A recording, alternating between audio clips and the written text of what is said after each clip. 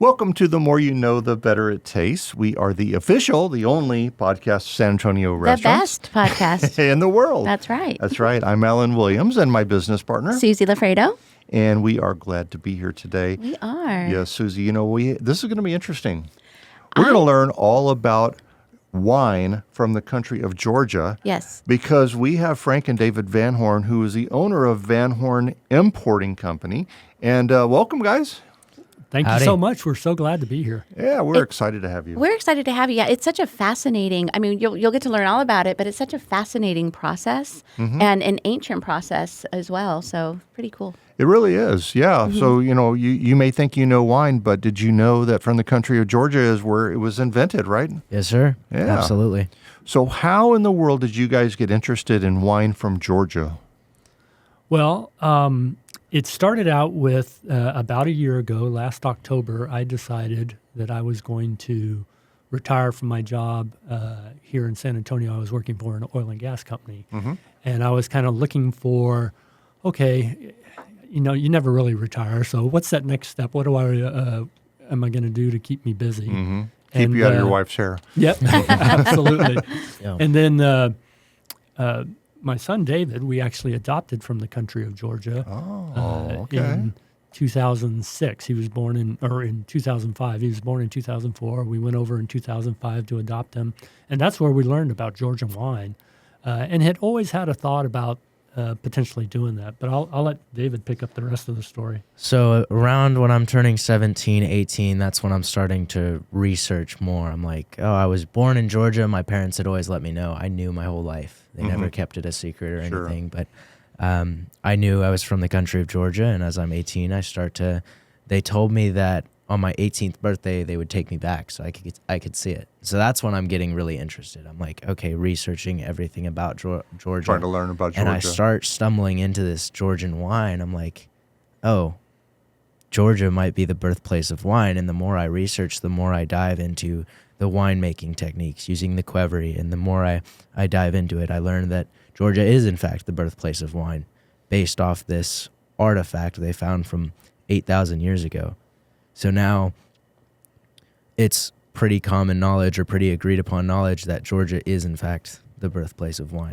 Wow, that's interesting. So help us, I went to public school, so I don't know geography very well. I don't think I should probably say that on the air. Anyway, where is the country of Georgia? It's located right under Russia, north of Turkey and Armenia and Azerbaijan. So if you know where the Caucasus Mountain region is, that's... No. Okay, that's exactly where it is. Yeah. It's on the right of the Black Sea. If you're thinking Eastern Europe, where Romania, Ukraine, it's kind of on the other side of that little sea, the Black Sea. So the important part is just south of Russia. Yes. So it's one of those kinds of former Soviet country. And so you got to go when you were 18. Had you been before, Frank? Only when we had adopted him. Okay, that's right. Back in 2005, we were there for a week and a half. Okay, so and in that week and a half, you didn't explore the wines or anything. So this was we did a little bit. Yeah. One of the things they told us is because you take over gifts for the people who are helping you, they said, whatever you do, don't take wine because they'll take that as an insult because they like their wine so much over there. Yeah. So we knew about the wine, and kind of back to your original question is he was researching it. I had left my job at Howard Energy, and it was just like, okay, what are we going to do next? And he brought it up. It's like, well, what about importing wine? It's like, well, we have talked about this for a long time, and it was just the timing was never right. I was in the Air Force for 25 years. That didn't work. That timing. I was at the oil and gas company for almost 12, and I was just busy there. And it's like, this could work. And so a year ago, in fact, yesterday was the 1-year anniversary of our company. We started it 1 year ago, and it's been a busy year. Wow, yeah, I guess so. So are there a lot of vineyards in Georgia? I guess. Oh, they're all over the place. Yeah. Wow. Go ahead. That's kind of what they do. I remember going around Georgia for the first time in my life that I was, able to remember everything, and there were Coke bottles, right, full of this. And I would ask them, what's in that Coke bottle? And they would be like, oh, that's wine. And to me, an American, I'm like, that seems a little bit almost sacrilegious, Yeah, right? That yeah. doesn't seem right to do that to wine. And they were like, oh no, we do that all the time. There's so much wine. So Wow. they have vineyards literally everywhere in the country of Georgia. And vineyards and grapes and their viticulture has always been such a huge part of their culture from, I mean, modern day country of Georgia to back then the kingdom of Georgia and even way before that. So Wow. Everybody's got a vineyard in their yard, and pretty much everybody makes their own wine. Mm-hmm. Yeah. In fact, on one of our wine buying trips that we did up there, they one of the homes that we went into, they invited us in, and they had this huge feast laid out for us, and Wow. we were eating and tasting the wines, and then the father, because they're a very traditional society, a lot of the generations live in the same home, the father comes out and says, well, do you want to try some of my wine? Wow. And so we had some of his wine. So, and, wow. So, okay. So you started all this research, and how long was it before? And then y'all decided, okay, let's do this. So when was it that you actually went and visited the vineyards and really started purchasing the wine? And it was, we had actually a really unique opportunity. So when we decided we were going to do it, it's like, okay, well, obviously we were going to have to go over there, taste some wines, and we wanted to take David over. And so I was researching, trying to get over there. And it's like, okay, and looking logistically, I found this one lady, Julie Peterson with the Mark Wine Group on the web. And she had a lot of information on her site about drivers and how to get around Georgia. And so I called her up, and she didn't answer, but she left a message. And this was in late January, early February. yeah. And she gives me a call back, and we're talking. And I say, hey, I'm a new importer. This is what I want to do. And she goes, well, would you be interested in going on a USAID-sponsored trip to Georgia? But it's really quick. And I said, absolutely, I'd love to go. And that was at the end of February. So Wow. in just a month, from contacting her, I got to go on this trip to Georgia. That one was just me. We saw 50 different wineries were Wow. represented. It was like 7 days of wine tasting. That is so cool. 50 wineries, 250 plus wines. It was really an awesome opportunity. Yeah. Met a lot of great other folks who were importing wine or distributing wine here in the U.S. So we did that. And then I still planned the trip with David, and so we went in March. I'll let him tell you about that one. oh, that was probably one of the best vacations I've ever been on. It was such an experience. I love Georgia. I think it's a beautiful country. Loved the people, loved the general vibe of the city. And then we got invited into these places to taste the wines. So I guess yours was a little bit different, where you kind of just went, and then it was more of a big group. When I went, they had these venues set up, so you would go into a hall or a conference area, and 7 different wineries would be set up, and they'd have their wines there, and you'd go Right. around. And so in one 3-hour session, you're tasting 50, 60 wines. Wow. Wow. Yeah. And It's you do that dangerous. Yeah. Very dangerous. Twice a day. So Oh we my definitely gosh. I definitely learned that you have to spit out the Yeah, wine. You right. can't drink it all. Right. Yeah. Yeah.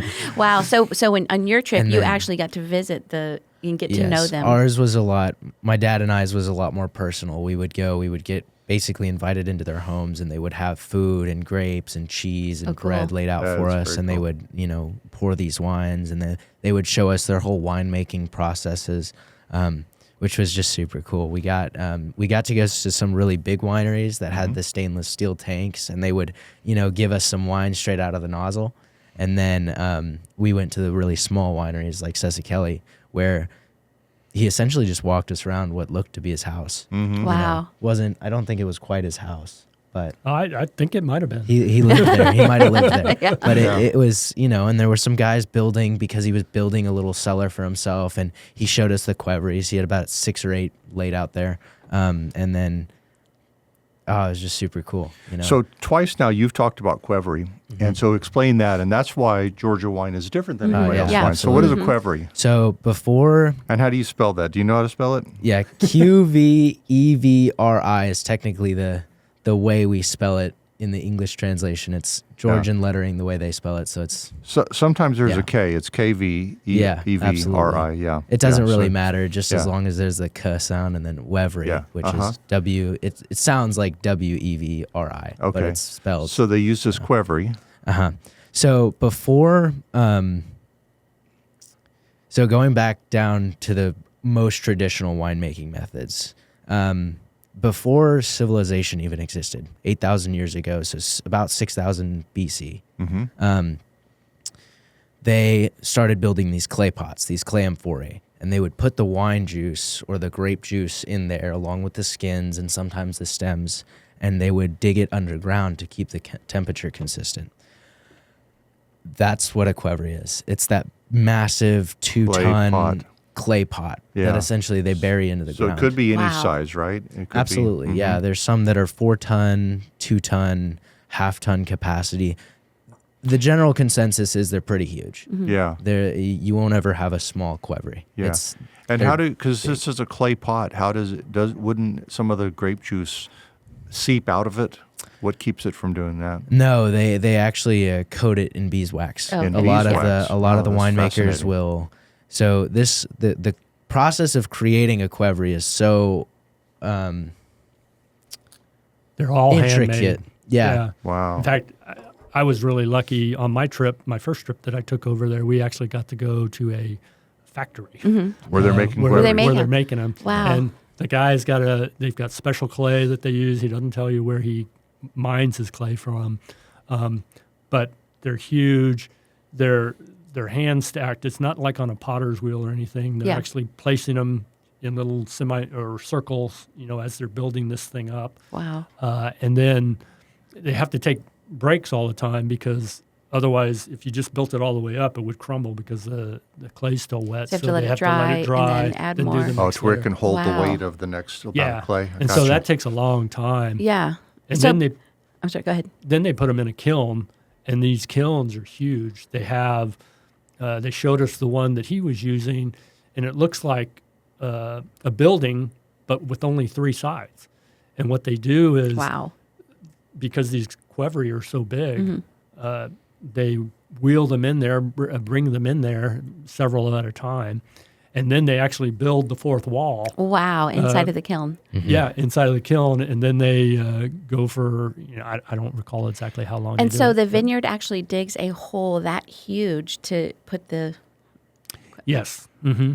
Wow. And they call them over there Maranis. That's what Okay. they call their The winery. wineries. They call them Marani Okay. over there. And so all the Maranis have these Qvevris in them. Yeah. And some of them are quite extensive, 100 plus. Some of them, I think Seth Kelly, we thought we saw about 8 or 9 of them there. Yeah. And So- then, 8 How or do 9 they- Qvevris is what you're Yes. saying. Yeah. Okay. So yeah. how do they get the wine out of the Qvevri once it's ready to go into the? You'll see the classic pictures of them. They'll take a wine glass, they'll unseal it, take a wine glass, kind of swirl it around, and then scoop some I out love it. and take a taste. Right. And that's kind of what they're doing initially.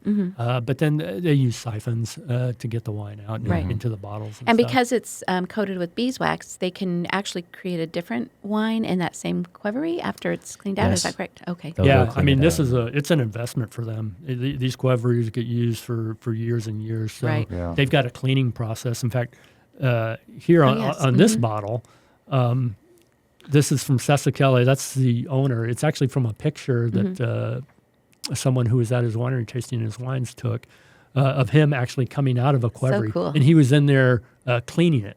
Wow. So for and those so- that are listening to the audio version of this podcast, it's a bottle of wine, and on the label, and this is from 2022, it shows a large clay pot, which is a Qvevri, and it shows the a man coming out, like pulling himself out of the. Yeah. And which camera is His is going to be that one right there. So do you want to show it? Yeah. So that's the. face it more towards the camera. Yeah, that's good. There you go. There we go. You know what? That one is also pointing at you. So. Oh, yeah. Yeah. Yeah. Right. Well, that's really cool. So I don't think anybody else in the world does that, right? Buries them. Most people have wine in barrels, and then Yeah. they put them in the So- stainless steel. Historically, it's really interesting how that came about. So wine was originally traded with Mesopotamia. So Mesopotamia being the first civilization, they got their hands on wine, and then it moved down into Greece. So you get a lot of Greek literature saying, "Oh, we love wine," blah blah blah. And then once the Romans took charge, they start taking over essentially what's most of the known world, and they're a maritime power. They're a huge naval power because they're operating within the Mediterranean. Well, they're trying to transport these large clay pots filled with wine, and they can't because they keep breaking. So they need something to transport the wine and sturdier things to transport it in. So they start moving their wine, or they start putting their wine into wood barrels. So that's where Italy gets a lot of its wine culture from, is those wood barrels. That's where all of Europe gets its wine culture from, is from the Roman Empire. Yeah. Right. Well, Wow. that's fascinating. It was all to keep it from breaking, and probably lighter, I guess, too. Yeah, which I know. Absolutely. So what would happen if like for example, and I forgot what the word was for the vineyard, but what would happen if one of these broke? Boy. If they break, we talked to them about that, and they said that usually they just have to take them out of service because they've got them kind of placed in this field where they're right next to each other, and you can't bring in heavy equipment to dig it out. So they might be able to hand dig it out, but then because then you're going to damage the other ones. Right, because So they're all right there. They're very careful with them, and they have their people that they buy them from that they trust. Yeah. And some of these things have been in use for many, many, many years. Right. And I've heard of others that have broken very soon, and it's like, oh, okay, we're not buying from him again. Yeah. So what about the grapes? I'm guessing it sounds like it must be very fertile land for grapes. Is there a specific kind of grape that is more prominent that you'll find there in Georgia? They have over 500 Oh, wow. indigenous grapes Wow. out of Georgia. The two that are the most that you'll hear the most, and here in the West, we don't hear that often anyways about Georgia, but the Saperavi grape, which is a red grape, and it's one of the unique grapes in that not only is the skin of the grape red, but the pulp of the grape is red. Oh, and wow. I think there's only like 2 or 3 grapes like that. So that's the main red grape, and then Rakatsiteli is the main white grape. Oh, okay. And Is it more of a dry wine or? A lot of what they make is dry wines. Yeah, They- we should taste one. Yeah. Well, we should. And we'll do Yeah, that in just a minute. But, I was looking on. I'm with you. So let's break it out. I was looking on Google Maps at where Georgia is, and longitude is this way. Yeah, so the longitudinal line, it's pretty much equal to like Washington State, and there's some good wines that come out of Washington State. So it's a little bit farther north than Washington, but it's right along there. So I can see where it would be a very fertile land, and it's right on the Black Sea. So Yeah, that and probably helps. And they've Get got some breeze. huge elevation changes there. So Yeah. you go everywhere. On the eastern side of the country is the region called Qvevri, which is their main winemaking region. Alizani River is flowing through there, and I'd say probably half the wineries in Georgia Wow. are in that region. But then you get up more into the Caucasus and into some of the mountain areas, or out by the Black Sea coast. They've just got such a wide range of environments out there that Right. make for really unique wines. And the wines from Qvevri are different from the wines from Samagrello, which are different from the wines from Kartli, Yeah, because of so- elevation and different things, I suppose. Right? and different soils. Right. So yeah, it's just a really neat place for that. Yeah. Yeah. So cool. All right. Well, you know what, Susie, you've convinced me. Let's take a break. We're going to take a break, and when we come back, we will get into some We'll of start these talking. and check Yeah, it out. absolutely. All right, we'll be right back. Sounds good. Susie, one of our biggest audience members is restaurant owners or people that are thinking about getting into restaurants. Yes. And from talking to them, the biggest issue they have in running a restaurant is their POS system. Absolutely. It's such an important, of course, part of being a restaurant owner. Yeah, and some of them they're just these big behemoth software companies that do so much it just gets San Antonio POS is who we recommend because San Antonio POS is locally owned, locally managed, and you get local service. Absolutely. And we've heard some restaurant owners who have been in such a pickle. They've needed to get a representative out there to fix something on their POS system because it is so important, and they haven't been able to get a hold of somebody or get somebody out there. They'll tell them it's 3 days before we can get somebody out there, and that is not workable. Where with San Antonio POS, because they are local, they're there and ready to help. They're right away. San Antonio POS uses SkyTab, which is a software that was made for the hospitality industry, and it has everything you already want. But the first thing that our friend David Dyken that owns San Antonio POS, he'll come out and he'll sit with you and find out exactly what your processes are and design it for your restaurant. Yeah, and one of the reasons, because we are really picky about who we work with, even sponsors. We want to make sure that they are. You're not picky. You work with me. Yeah. I'm very picky. All right. But David is amazing. He has a heart like we do, as far as the restaurant owners go, where he really cares and he goes in there. He wants the restaurant to succeed. And he's been doing this more than 30 years, so he knows what he's doing. He knows what he's doing, exactly. Yeah. The other cool thing about San Antonio POS is and that system is there's no hidden costs. That's right. So a lot of different systems, they charge for their gift cards, they charge for loyalty programs, they charge for all of those different types of things where it's all included. Yeah, and not only that, right now they have a special. If you have a San Antonio POS put into your system, afterwards, you'll get $5,000 back. That helps to cover the cost for your training, helps to cover the cost of any downtime that you had while switching.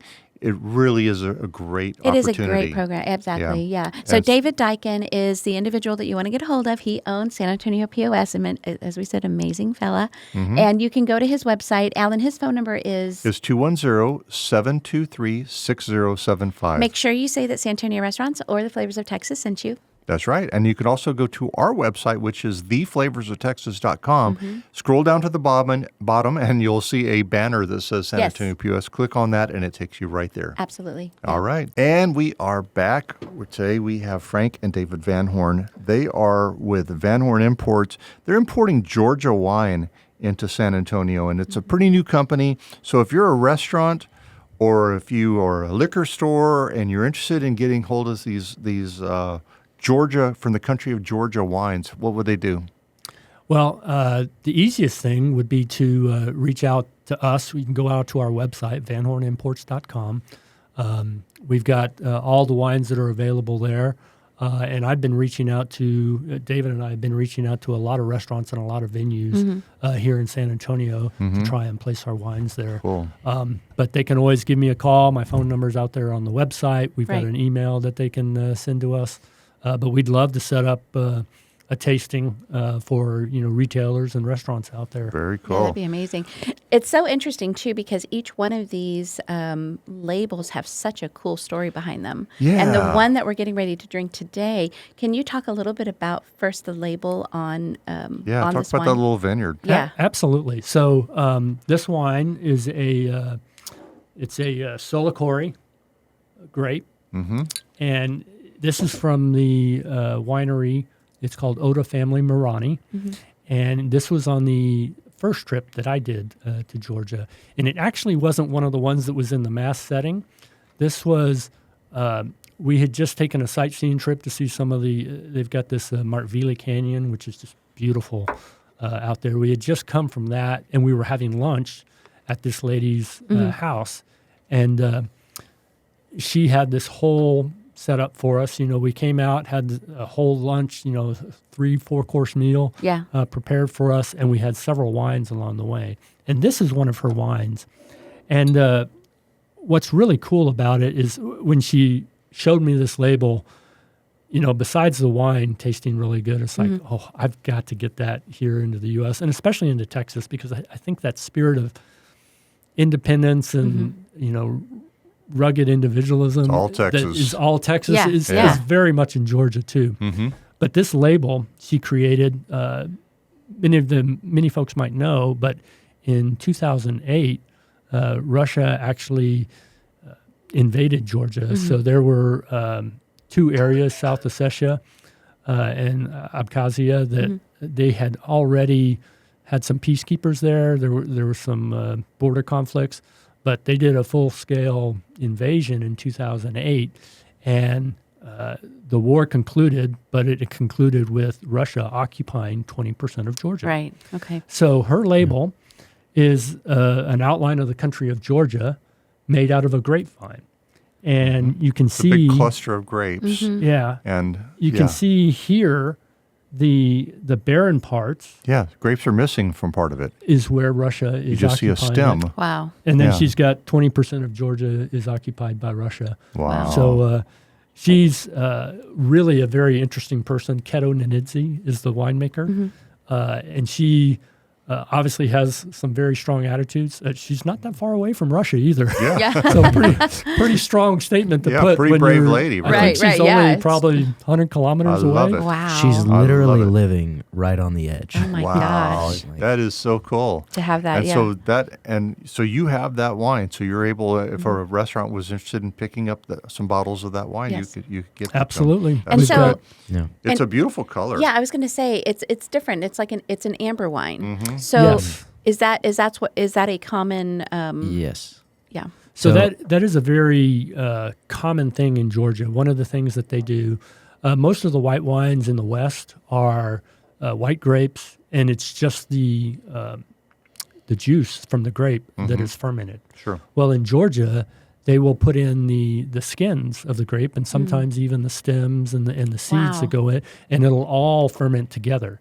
And when it does that, that's the same process that's used for red wine making. But when you do it for white wines, instead of being this very clear white color, Right. it turns into different hues of Wow. amber or orange. A lot of people call them orange wines here. Yeah, So I had cool. heard Yeah. orange wine before. Yeah. That Georgia had Absolutely. orange wine, but that's what it is. The color is different. In this case, this one's kind of a gold. Yeah. It's a beautiful gold color. So how big is her vineyard? So she has a couple. I think she's Okay. got like a hectare right there at her house, and you can see on her logo right here. That's actually her house. That's Oh, where they wow. live, and their Morani winery is Wow. right underneath that. They've got the Qvevri buried into the ground there. So cool. But she's got, I think, about a hectare there, and then they have another couple hectares out and about. So just out of curiosity, I mean, so when you first went to Georgia, of course, like you said, you went to, or I guess the second time, because the first time you were with David, but the second time, so you went to an actual event that had, they were there with their wines, the different Yes. venue. So how many people were there? I mean, are there a lot of people that know about Georgian wines? So how many came from the U.S.? Yes. Uh-huh. So we had, I believe it was 7 importers Okay, and wow. distributors. So not a lot. No, it wasn't a lot. Yeah. It was a fairly select group, which I was just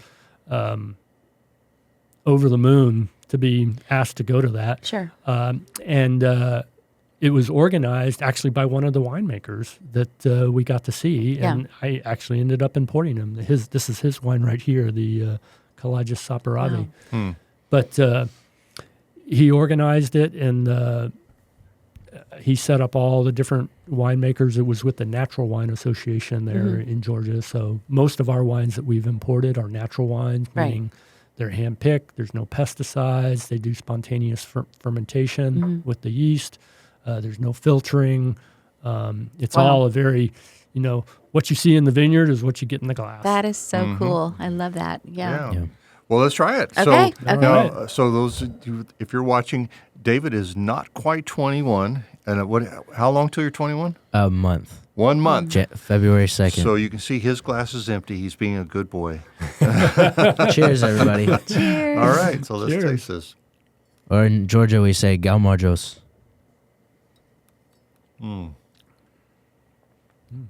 that's good. That's delicious. It's got an interesting finish. It's really light when you first take it in your mouth, but as you finish it, it's a little heavier, and you can tell it's full bodied for a white Yes. wine. That's very unusual. And tell me again what we say when we say instead of cheers. Galmarjos. Gamaljos. There we go. Yeah. Or if you've had several, Bolam de, which is What does that mean? bottoms up. There you go. I love it. Oh, this is It's too cool. so yummy. Yeah, Yeah. it's exactly what you said. It's very crisp at when you're first I don't know, when you're first taking that sip. Mm-hmm. It's very crisp and I don't know. I'm trying to decide what notes I'm getting. I think it feels really nice on the tongue. Too. Yes, Mhm. it It does. does. It does. It's not heavy. It feels very light and Yeah. crisp on the tongue. It's really Kind really of a good. light acidity. It's not super Yep. acidic. Yeah, exactly. One thing I would point out is of all the wine tastings I've done and of all the people I've given these wines to is there the most common reaction I get is that's interesting. And that's kind of what we're going for is this wine is so completely different from everything in the Western market. It's interesting and it's supposed to be. It's so unique. So Yeah, this is delicious. it's one of those really good. bottles you pick up, you grab at the shelf or you grab at a wine bar or restaurant and you say, hey, like, we're trying something new. And then your family has a conversation or your friends have a conversation about that cool logo on the front or whatever, you know. Yeah. It's I think that I don't know why, but when you were talking, it hit me. It tastes clean. It tastes like a very clean wine, and I guess that goes back to what you were saying. You know, that there's no. I mean, really, what is produced at that vineyard is what you're getting in that bottle, Yeah. and I think that really comes through. Yeah. yeah, absolutely. Well, we don't have anything to pour into, so I guess I don't know if you want to kill that or you Yeah, want to pour grab the into other my- glass. Pour into my glass if you I'm want. gonna finish this so we can try one more. We'll Okay. just use this one for the other. That's what I'm saying. You can Oh, do yeah. that. Yeah. Yeah. You can do that, but I'll we pour can't. into that one. Yeah, next yeah. All time. them day. I mean, I won't finish it That's all good. yet, but that's I'll keep a sipping on it. good front porch wine. Just sitting around having a glass of wine. What type of price range are most of these Georgia wines? So from a retail perspective, you should see them in the mid 30s. Yeah. So. See, that's very affordable. Yeah. So can people purchase your wines as a customer from your website as well, or is Yes, it just restaurant So only? you do retail as well as wholesale? So we're a wholesaler, Okay. and we're by Texas laws, we're not allowed to sell directly to consumers. Got it. But we have a contract with a group called Passion Spirits, That's right. and they essentially run a portion of our website, and so you can go out to our website and you can buy all our wines out there. But awesome. technically, you're not buying it from us; you're buying it from Passion Passion. Spirits, and they have a group of retailers that they work with Right. that actually we sell the wine to, and then that retailer is the one who sells it to you and does the fulfillment and sends it to you. Got it. Interesting. Got it. Very But cool. We do have a couple places here in San Antonio that we're already placed. Yay. Geraldine's down in Broadway. It's a new natural wine shop. Oh, very cool. Little Death Wine Bar out on St. Mary's. we're Yes. there. They have some? Yep. They've Oh, very cool. got two different varieties that they took. We've got a wine bar up in San Marcos. Oh, that's Wino awesome. San- Wino, up there. And then a friend of David's actually has been extremely helpful with us. LOL Liquors. Oh, okay. And you can get them. They've got several stores throughout the San Antonio area, and you can buy them at LOL Liquors also. Or if they don't have it at that particular store, just say, "Hey, I want some Georgian wine," or "I want this one," Right. and they can get it for you. Yeah, that's awesome. Yeah, there's a lot that goes into. I mean, it's not just a hey, let's become importers. I mean, there are a lot of certifications. There's a lot of different things that you have to acquire before you can actually, it's not just let's just do this. Yeah. There is a ton of regulation. Yeah. This whole year, the wines got here a little later than we had hoped. We had hoped to get them in the August timeframe, so then we could be, have them and setting up tastings so that they were going to be available for consumers in the Thanksgiving and Christmas timeframe. Yeah. Well, they didn't come until November, and part of that was we've got to get our federal importer's license. We've got to get our TABC wholesaler's license. We had to get work with the wineries because they had to get non-resident sellers permits to be able to sell wine to me here in Texas Right. through the TABC. Yeah. So it was a long process, and then probably the longest process was actually shipping the wines. They were on the water for almost 2 months. Oh, Yeah. wow. Wow. It Wow. left at the end of August, and so September and October, Yeah. they were on the water. So one of the stories that you had mentioned that I loved is, so for example, some of these vineyards, they had, a specific amount. They're not some of them are mom and pops. They're not huge vineyards. I mean, they're there making their, and you said, you know what, we'll take all of it. And I just thought that was so cool because it just kind of really gives an idea of the personalization and the, I don't know, it's not like this big factory that's making this wine. Oh, I mean, yeah. these are these. Not at all. Yeah. Yeah, these are all small, family-owned wineries that we're representing here. Yeah. And some of them are very small. Sessa 5,000 bottles a year is the max that he does. So chances are, yeah. if they're not getting it from you, they're not going to get this wine. Yeah, so Not these. 5,000. You will not find, we solely represent all but 2 of the wineries. Wow. So for the 6 wineries that we're bringing in, we are the only representative That in the is so U.S. cool. That really is. I mean, so Yeah. if you think about, 5,000 bottles of wine, that's it for their entire crop, or for their year, I guess. That's so special, So anyway, I'm just saying Well, that and because this is one of them. So Collages, and he even puts it on the back of his bottle. It says bottle 214 out of 400. So there's only 400 bottles Oh of my this gosh. Saperavi. And you're saying, would that be in the $30 to $40 price range? Yes. That's amazing. isn't that cool? So we can try a different one? Yeah, let's try Wanna that try one. one? Yeah, That's yeah, the yeah. one we were gonna try. Let's do Let's that. try Yeah, it. that'd Let's be do it. amazing. Yeah. Let's do it. That so, is yeah, too cool. He's got his fancy opener there that he got for Christmas from his daughter. And now you're telling me about this bottle opener. It doesn't doesn't take the cork out, so you can. Tell us what it does. So it's got a needle. It's got this needle on it, and as you push it in, it's got an argon gas chamber in it, and as the wine pours out, it fills it up with argon so that it doesn't start the oxidation process. So you That can is have so a taste, cool. you can have a sample of the wine, and you can open it up. You can open it up or do this again in a month or a year, and it still and tastes. it puts it back. Love it. Yeah. That is cool. so cool. What a fun toy. Yes, we It need. is. We all need one of these. You put that on your website so you can be an affiliate marketer. Yeah, for that, exactly. For that.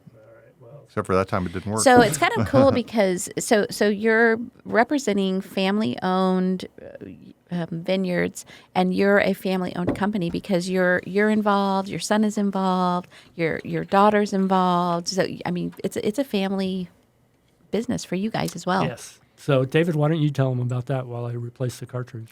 So yes, currently we have about 5 employees. My dad being the CEO, the leader and creator of the company. He named me the vice president of marketing and sales, which I can't do a lot of that because I'm in school most of the Right, you're time. in So college he right now. does he does a lot of it as well. His wife, or my mother, my mom, we call her the manager of money, which is an acronym for mom. Right. I love it. So she's also the kind of the treasurer. She looks at the books, makes sure we're not spending too much money, and make sure we're getting the money we need.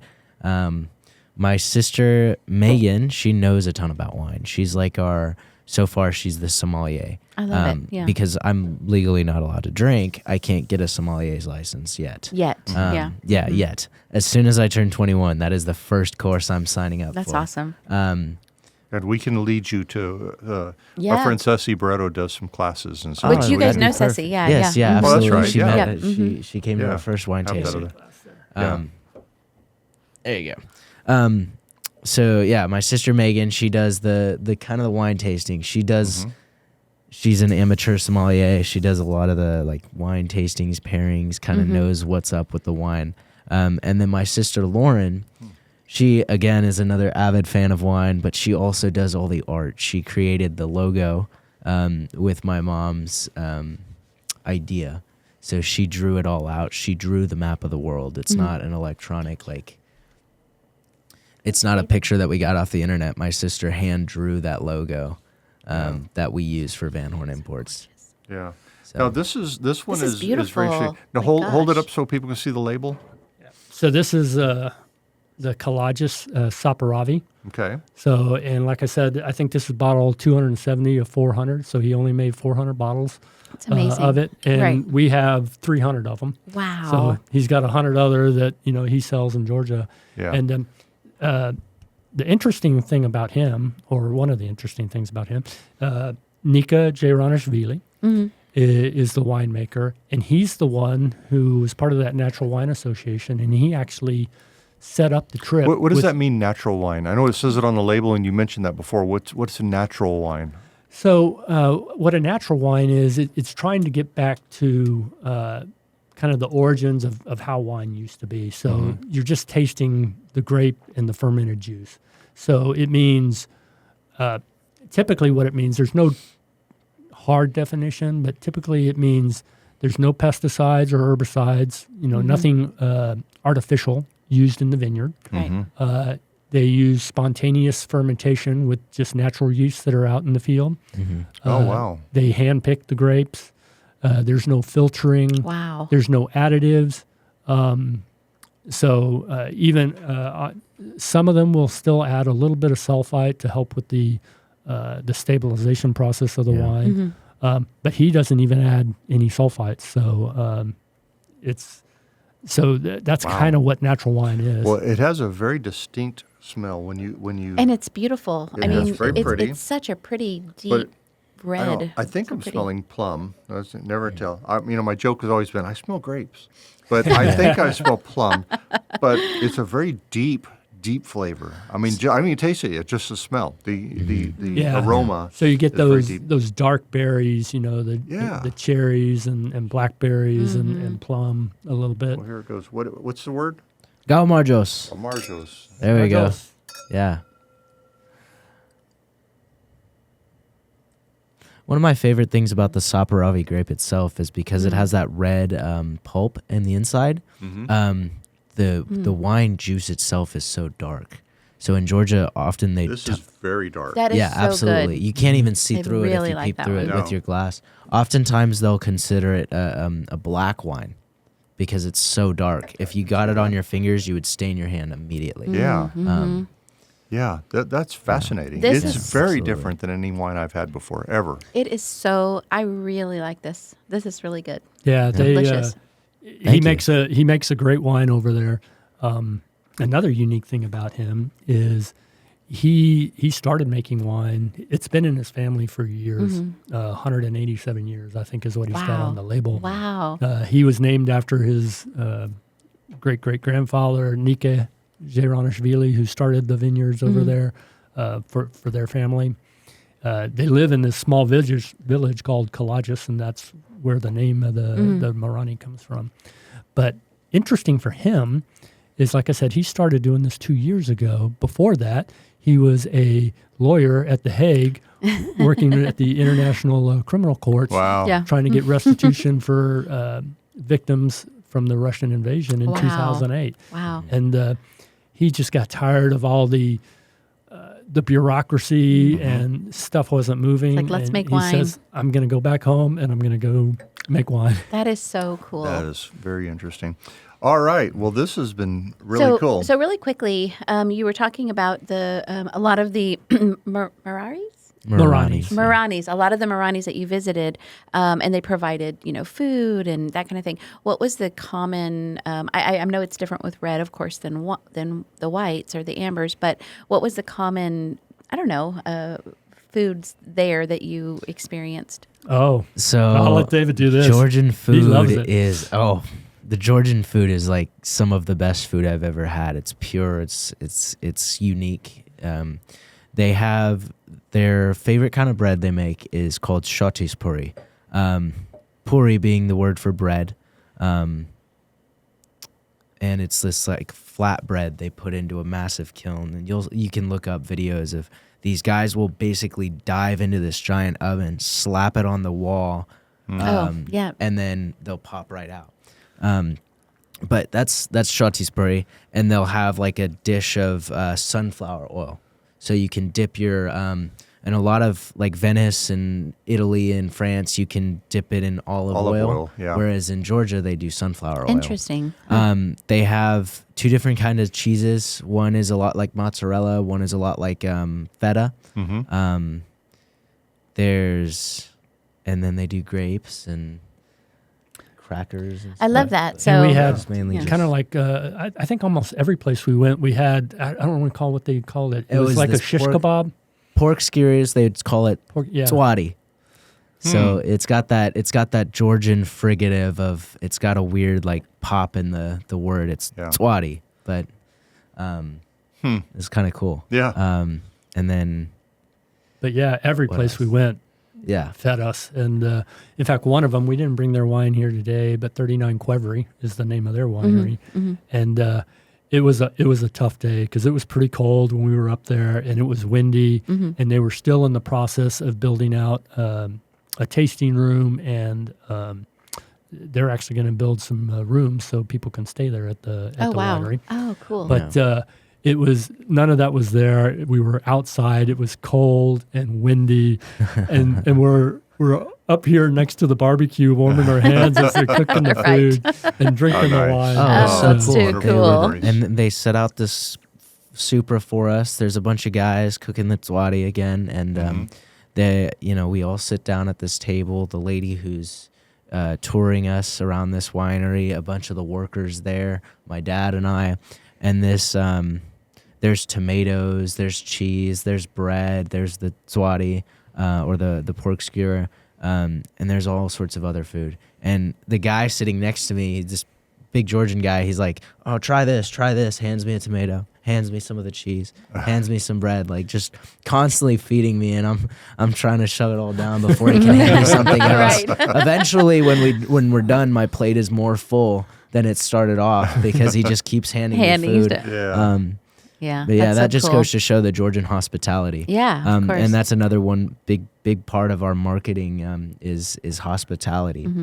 Georgian wine, we're not just selling you a wine, we're selling you this feeling of this kind of warmth, this feeling of this is a wine you sit down with your family and you enjoy, and you can have a good conversation about it, or with your friends. Yeah. You know, it's in a good price range, so you don't feel bad buying it, but at the same time it's a luxury wine at the most affordable price. Yeah. So it's Good one way of to those. put it. Yeah, that's a great way to Yeah. put it. So Absolutely. if you're a restaurant owner, if you have a wine bar or whatever, you can visit vanhornimports.com and reach out to you guys to set up Yeah, a absolutely. tasting. And if you are just a consumer who is wanting to purchase some of these great wines, you can do that on the website as well. And then go out, which I'm going to do, and buy some feta. I'm getting some ideas from you. Yeah, absolutely. Get some feta, get some mozzarella, and those are good things to pair with this Yeah, wine. especially the amber wines. What's I bet a it- bread that would go most with the? I don't know. It's so unique over there. I've never had any bread. It's almost like a French bread. It's got one of those really tough crusts, but it's very soft on the inside. It's kind of like a sourdough. Okay. So if you nice. pair it with a sourdough, I think that would be. That'd be good. I Yeah. think that would work perfectly. I'm excited. Unfortunately, we don't have any Georgian cheeses in the U.S. We might get into importing that. So you'd have to go with those alternatives. Yeah. Wow. Yeah. Sounds And then amazing. grapes. Grapes always go well with wine. Grapes and fruit and other stuff. Yeah, fruit. Just Yeah. One of the Pairings logo is drink it whenever, wherever, with whatever. Oh, that's So Yeah. That's literally, that if you purple get one one of here. those This one. bottles, the purple, pink, So pretty. orange, Uh-huh. yellow, do literally anything with it. It's designed specifically to be enjoyed with whatever. You could eat hot wings and drink that wine. yeah. I love it. Is it a sparkling? Are they? No, This one is. that's another Saperavi. Oh, okay. Yeah. And that actually would go probably pretty good with hot wings because it's Yeah. the Saperavi is such a strong wine. Like a dark- It doesn't get overpowered by Is it the a wings. red or It's a red, just like this just like one this here. one? Yeah. Nice. I love it. Very cool. All right. Well, so Thank Van you guys Horn so much. Yeah, it Imports. was We've had amazing. Frank and David Van Horn here today. Thanks for being here, guys. Thank Yeah, you guys. so Thank fascinating. you. Really enjoyed it. Thank Yes, you. Yeah, please it was a lot of support this fun. family. I mean, I it's just amazing what you guys are doing. Really cool. Yeah, it Well, is very appreciate cool. it. So be looking for them. Ask if you go to a restaurant and they don't have it, tell them where they can get it. Exactly. Absolutely. That's right. Okay, try this wine. All right. Well, thanks, guys. Susie, we will be back again next week. We will. Another great interview. Another great interview. All right. So until then, everyone, please share this podcast with your friends. Let everyone know about it. Tell them where they can find it. And eat and shop local. Let's support each other. That's it.